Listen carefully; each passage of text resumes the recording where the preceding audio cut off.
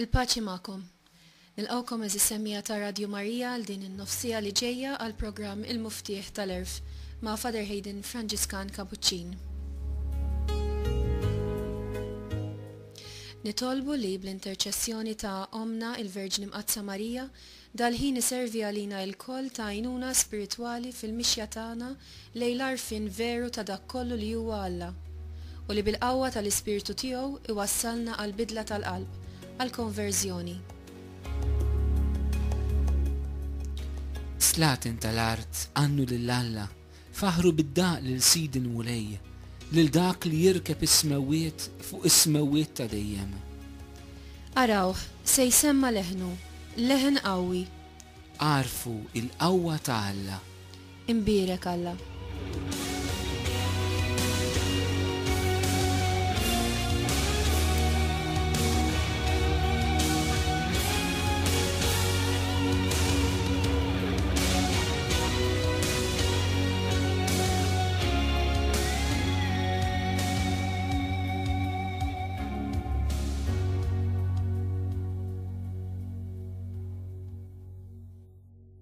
Insemmilkom eżis semmija ta' Radio Marija.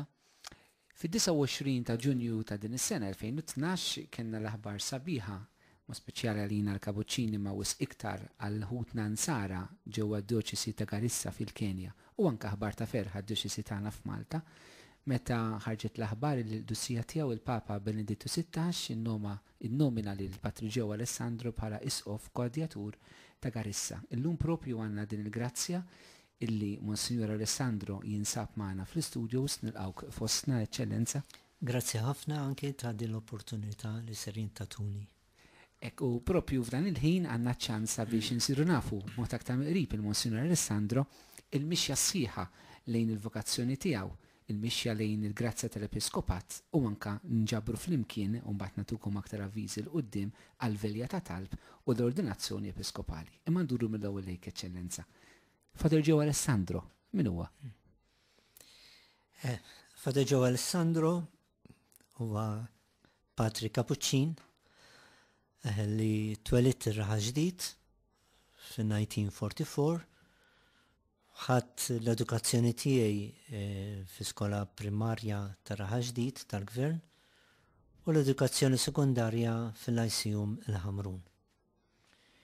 Kelli xi ħbieb tiegħi meta kont f'dak iż-żmien, speċjalment meta kont nattendi l-laqgħat tal-mużew, li dawn kienu fil-mixja tagħhom biex jidħlu mal-Franġiskani Kapuċċini.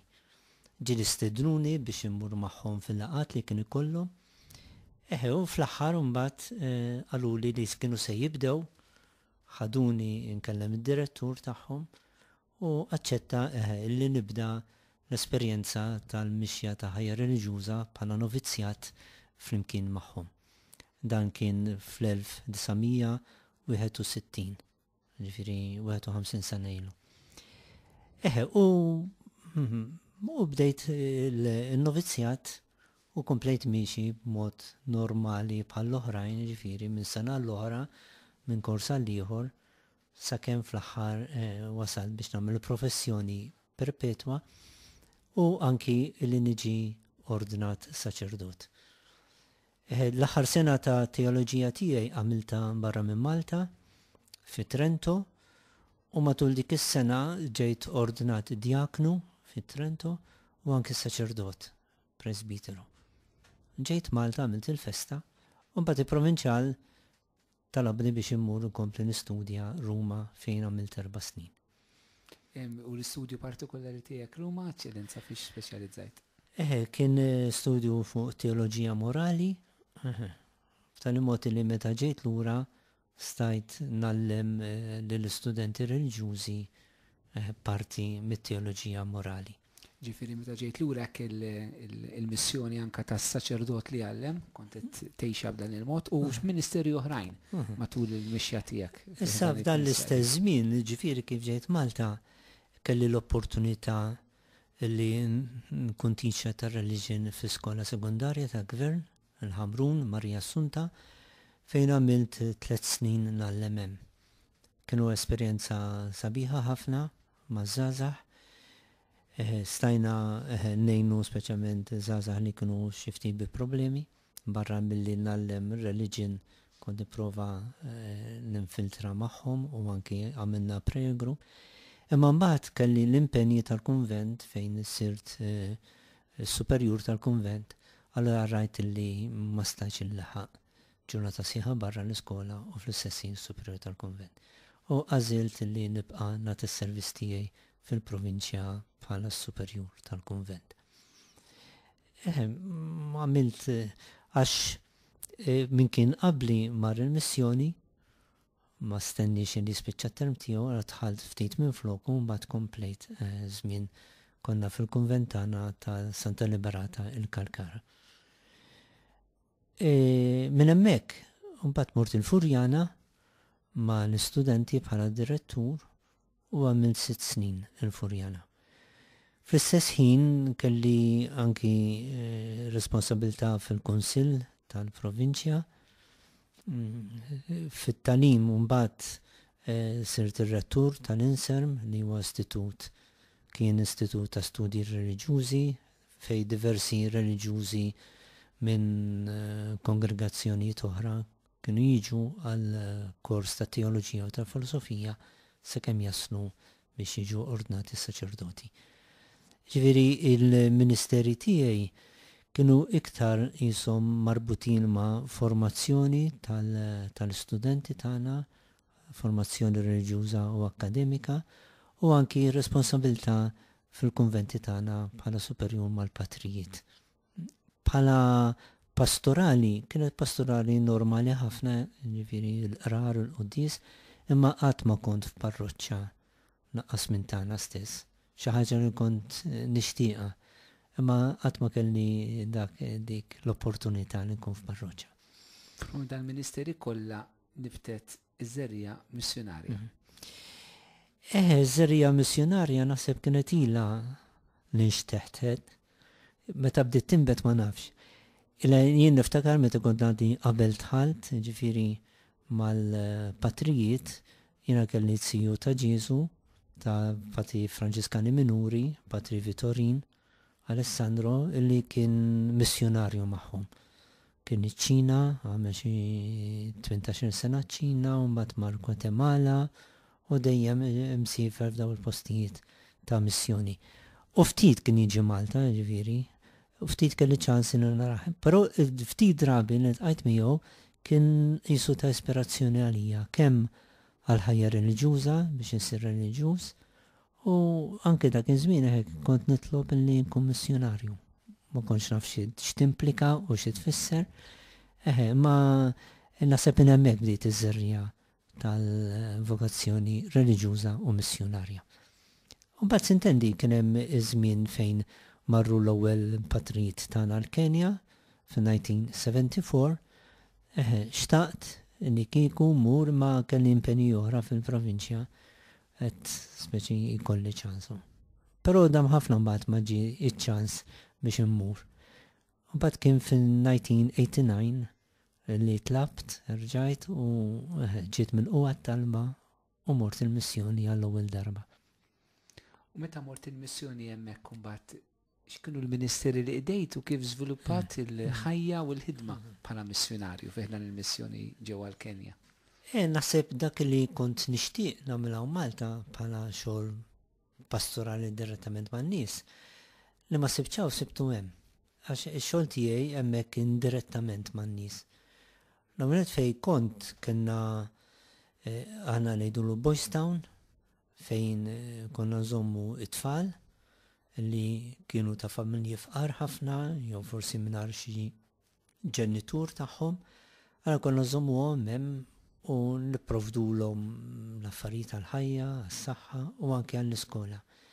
Kien hemm skola fil-viċin qabel kienet tal-mission imma mbagħad tal-gvern, daw kienu boarding għanna, u mbagħad minn hemmhekk kienu jmorru l-iskola u lura.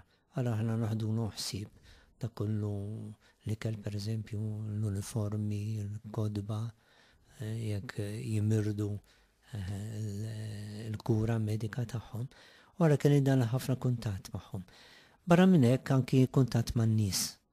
Ġifieri il-mission bħal kull mission oħra f'kull pajjiż hija isa ċentru għan-nies fil-bżonn li jiġu għal kollox minn għal fliexkun ilma, jiġifieri biex timliwlu bl-ilma, min għal mediċini li jkun ordnalu tabib u ma jkunx jista' jixtrihom, min biex twassallu il xi ħadd bil-karozza l-isptar u min biex toħodlu mill-isptar jekk ikun mitlu xi ħadd ħalli jmorru ħalli jitfnuh.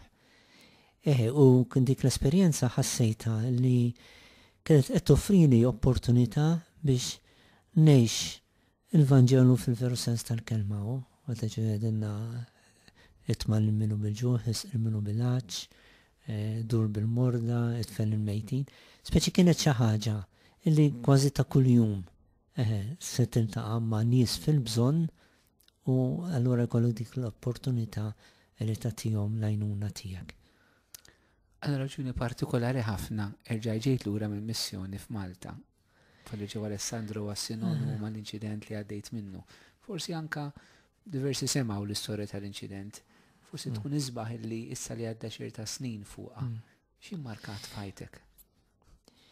Għandilek l-inċident li ġrali naf li hekk f'teptipa ta' għajn nbidlet ħajti ġifieri. Li kif ġejt mill-qut mill-isparatura, speċi kelli nieqaf kompletament minn kull ħidma għax fiżikament ma stajtx ġifieri. Kont l-isptar u mbagħad kont Londra l-isptar.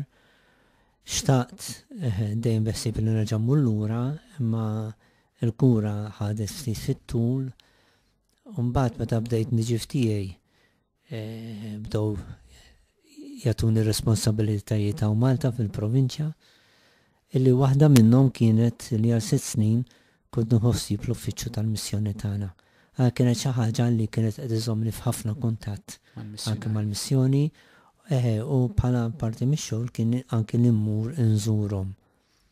Iktar u iktar mbagħad meta 6 snin wara sirt provinċjal hija parti mir-responsabilità tal-provinċjal li jmur iżur lill-patrijiet u lill-aħwa anke fl-artijiet tal-missjoni. Allura kont immur qisu kull sena u nofs sentejn nżurhom u bqajt inżomm dan il-kuntatt mal-patrijiet tagħna u anke man-nies li jgħixu hemmhekk u li kont naf. Ġifieri minkejja l-inċident li donnu kif tgħid bidilli ir-rotta tal-ħajja tiegħi. Però l-mulej fetaħ dawn il-bibien biex nibqa' nżomm kuntatt mal-missjoni mill-bord. Fiżikament fil-missjoni ma ġarrejt il-missjoni fil-qalb tiegħi. Mhux forsi. Naħseb żgur li din hija raġuni għaliex kif spiċċajt minn provinċjal, erġajt mort lura il-missjoni. Jisu sentejn u nofsilu spiċċajt minn provinċjal, allura tlabt li nerġa' mmur jekk hemm ċans. U laqgħu it-talba tiegħi u rġajt mort Garissa fejn kont qabel. L-isqof ħa pjaċir li mort għax stajt inkun tajnuna għalih u fil-fatt ftit iktar minn sena ilu kont sirt il-Vigarju Ġenerali tad-Djoċesi. Kienet il-festa tal-Madonna, l-Assunta l-15 ta' Wissu. Id-Djoċesi hija dedikata lill-Madonna wkoll tal-Konsolata. Jiena għandi devozzjoni partikolari lejn il-Madonna wkoll. Allura rajthom kollha grazzi dawn mill-mulej. U kont viċin ħafna tal-isqof u ngħinu fit-tmexxija tad-Djoċesi bħala il-Vigarju tiegħu. Sakemm wasal il-mument illi b'xi mod nixtieq nisimgħu minn għandek irċevejt aħbar li mhux ħatibqa' biss il-Vigarju ma issa tkun ukoll l-isqof Kovadjatur. Kif irċevejt l-aħbar u mbagħad tgħidilna xi ġifieri isqof Kovadjatur? Mela kont mal-isqof Nairobi għax kien għadu kemm irritorna minn Malta, mal-isqof Pawlu Darmanin, kien għadu kemm irritorna minn Malta u mort Nairobi biex nilqgħu u konna sejrin lura lejn Garissa. Din hemm ma' 6 sigħat karozza ġifieri triq. F'nofs it-triq eżatt iċempel il-mobile. Waqaft, rispondejtu kien is-segretarju tan-Nunzju li hemm Nairobi fil-Kenja. U għalli, inti meta ġej Nairobi, għaxan bżon inkelmek. Għetli jien għaddi kem tlaqt minn Nairobi, jiet nofstri lej Garissa. Ma nafx jek xtaqx nerġa' lura jew le. Għalli ħares, għalli kif tasal, Garissa ċempilli għax irrid inkelmek. Meta wasal Garissa ċempiltlu u tani din l-aħbar.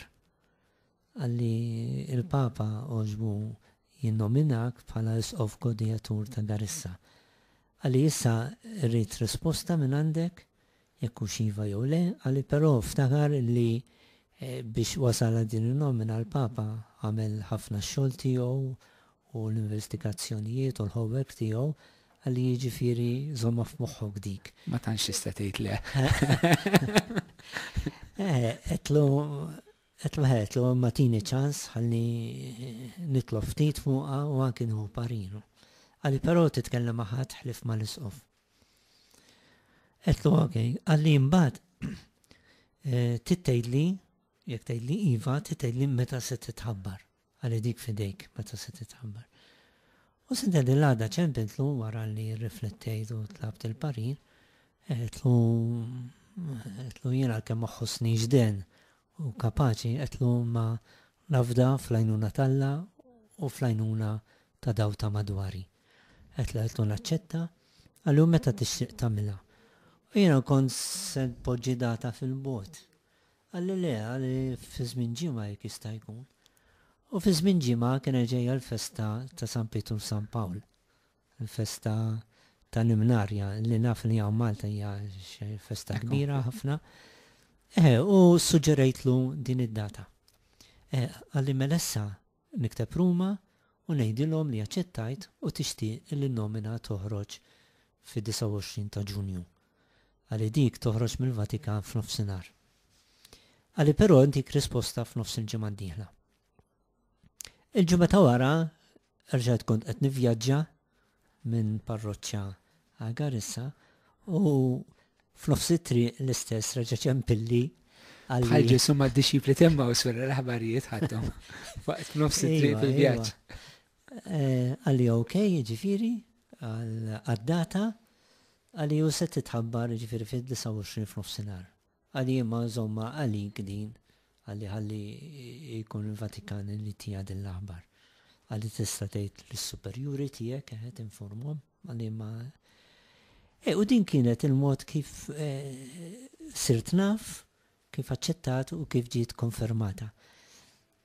Ngħid il-verità, ħassejt ħafna il-pis tagħha dan il-Ministeru. Għax mhux xi unur biss hekk. Per eżempju wara ħarġet kien hemm min kitibli u min qalli kienet tixraqlek, qedlu meldin xi libsa biex tixraqli. Qedlu huwa Ministeru ta' qadi lejn il-Knisja u veru.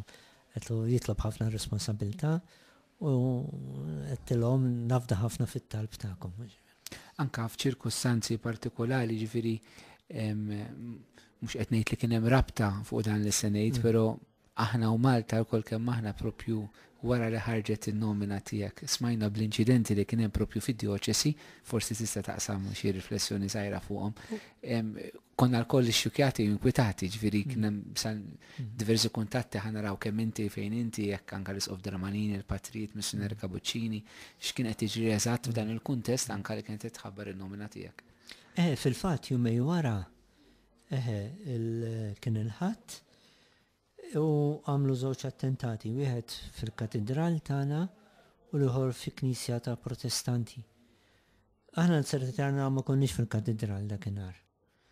Għalkemm naħseb li konna naħdu pjaċir, naħdu fax fis-sens kelli tagħmel is-sens li kieku kunna hemmhekk ukoll aħna ġifieri.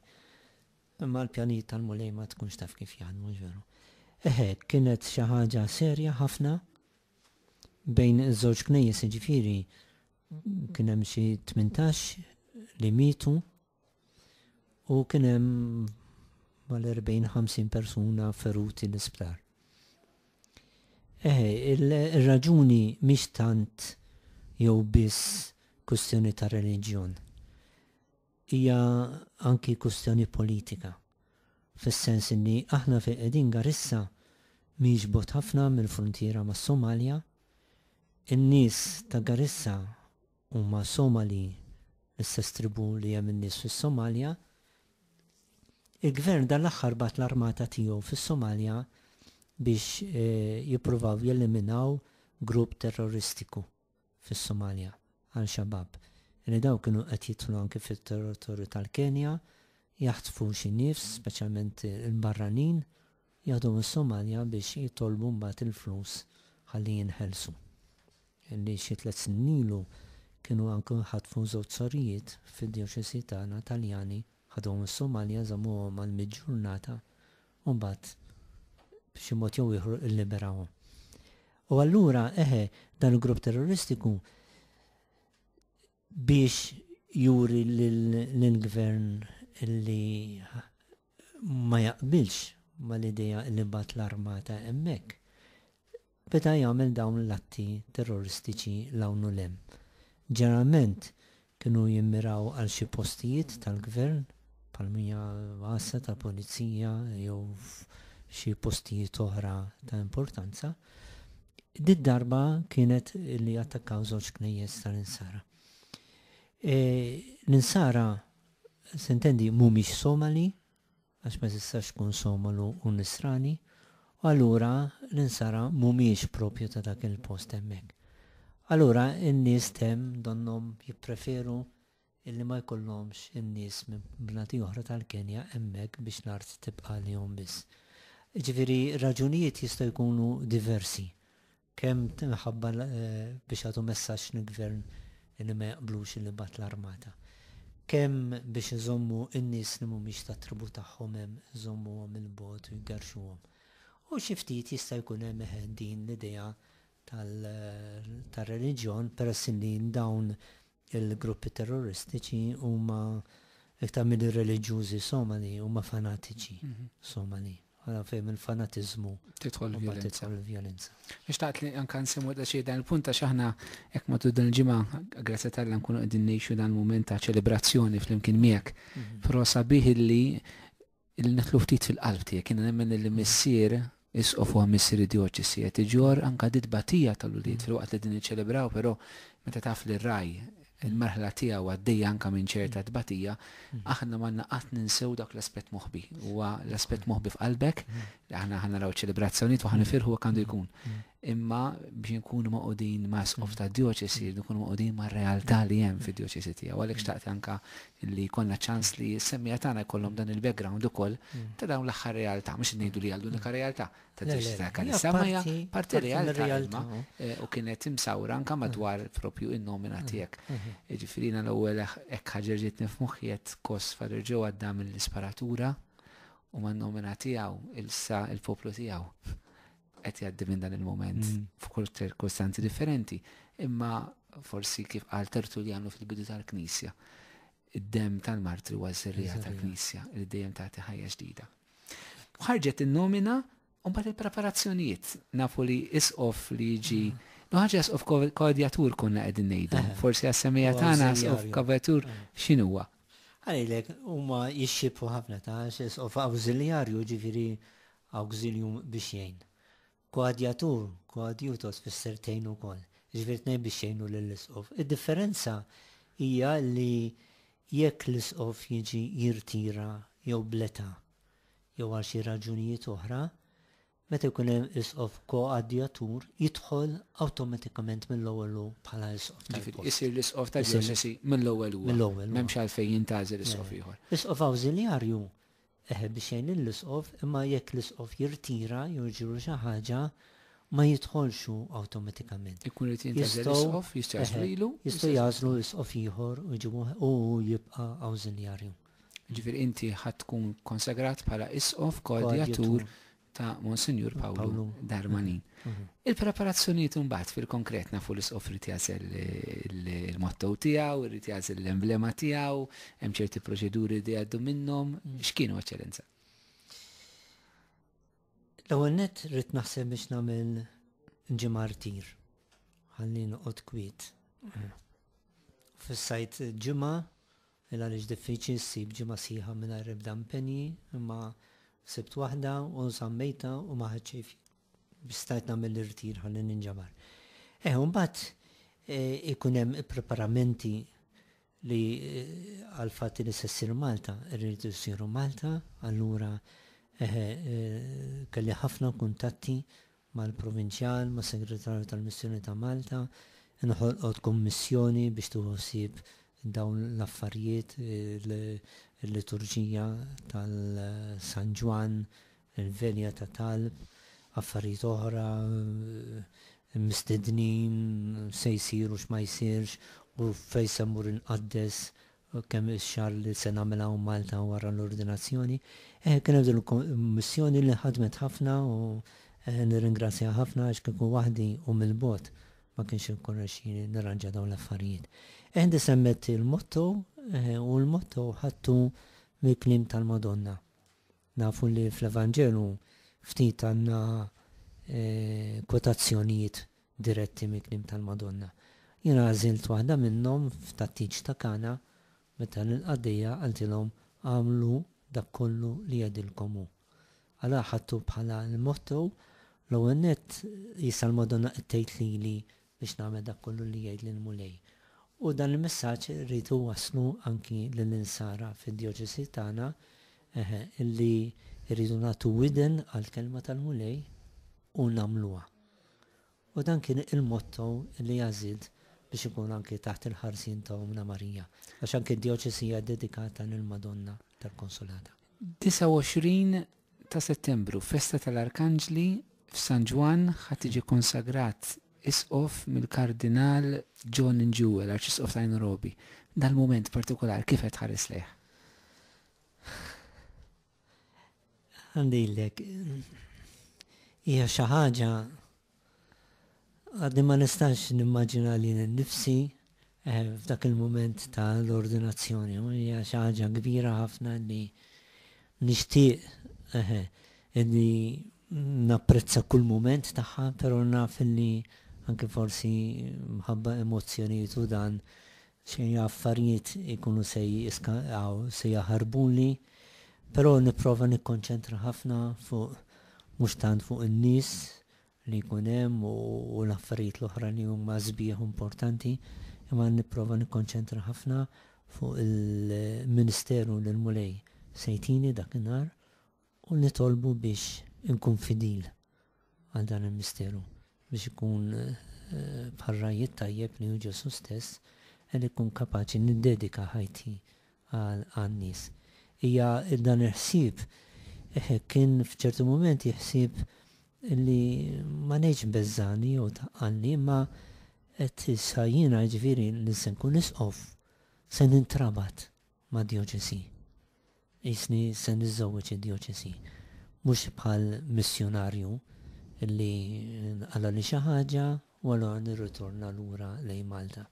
Once nkun isqof ġifieri irid ikun dedikat għalhem. U jiġri x'jiġri ġifieri irid nibqa' marbut ma' djoċesi tiegħi. U mbagħad ħallu f'idej il-Mulej il-pjanet tiegħu ħadd ma jafu imma nafu l-pjanet tiegħu huma ħafna ħjar mill-pjanijiet tagħna. Fuq din ix-xewqa eżisti anke dan li kif jixtieq jgħix l-Eċċellenza tiegħu Monsinjur Joseph Alessandro Capuccin l-Ordinazzjoni Episkopali, nixtieq inħeġġiġkom ilkoll sabiex ninaqdu flimkien. Kemm hu possibbli ninaqdu flimkien mhux biex naraw, però biex niġu nitolbu flimkien għalih, flimkien miegħu, nitolbu mhux biss għalih personali, imma anke d-Djoċesi ta' Garissa illi ħal-Mulej qed jagħtiha dan ir-rigal dan l-isqof koadjatur fi ħdana. Għalhekk inħeġġukom sabiex tinaqdu magħna għal qudiesa tal-Ordinazzjoni Episkopali. Is-Sibt fid-9:09 ta' filgħodu fil-Konkatedral ta' San Ġwan. Inħeġġukom sabiex fid-9 tkunu preżenti fil-Konkatedral għaliex fid-9:10 sejrin nilqgħu l-Eċċellenza tiegħu Monsinjur Joe Alessandro, fid-9:15 nilqgħu l-Eċċellenza tiegħu Monsignor Arċisqof Pawlu Cremona, fid-29 nilqgħu l-Eminenza tiegħu il-Kardinal John Njue li huwa l-Arċisqof ta' Nairobi li se jikkonsagra lil Monsignor Alessandro bħala Esqof, fid-9:09 neqsim minuta nilqgħu l-Eċċellenza tiegħu il-President ta' Malta u Sinjura Bela, u mbagħad fid-9:09 nagħtu bidu għaċ-ċelebrazzjoni tal-Ewkaristija. Lek inħeġġukom biex fid-9 ta' filgħodu tkunu bil-qiegħda fil-Konkatedral ta' San Ġwan. Però kif tagħmel il-Knisja wkoll lejliet kull ġrajja importanti il-Knisja tissara fit-talb.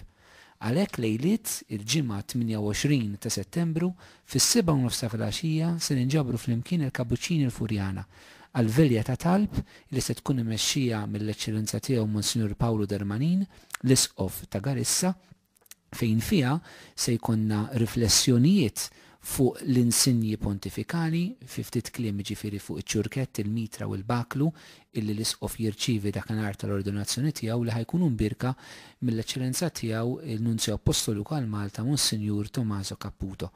Għalhekk niġabru fis-7:30 filgħaxija għal din il-velja ta' talb. U sakemm nintaqgħu f'daw il-ġrajiet inħeġġiġkom sabiex inżommu l-Monsignor Alessandro u d-Djoċes ta' Garissa fit-talb. Ningrazzjawk Eċċellenza tal-li jogħġbok tilqa' din l-istedina tagħna u nawgurawlek. Grazzi lilkom anki ta' din l-opportunità li tajtuni li naqsam magħkom u li nħeġġiġkom anki biex intom semmija titolmu għalija. Jiena nitlob ħafna likom, speċjalment intom semmija li forsi intom anzjani jew ma tifilħux ħalli mulejtikom il-kuraġġ għal dawn il-momenti toffru anki dal-moment tal-ħajja tagħkom għal bżonnijiet tal-Knisja u tal-Knisja fil-missjoni.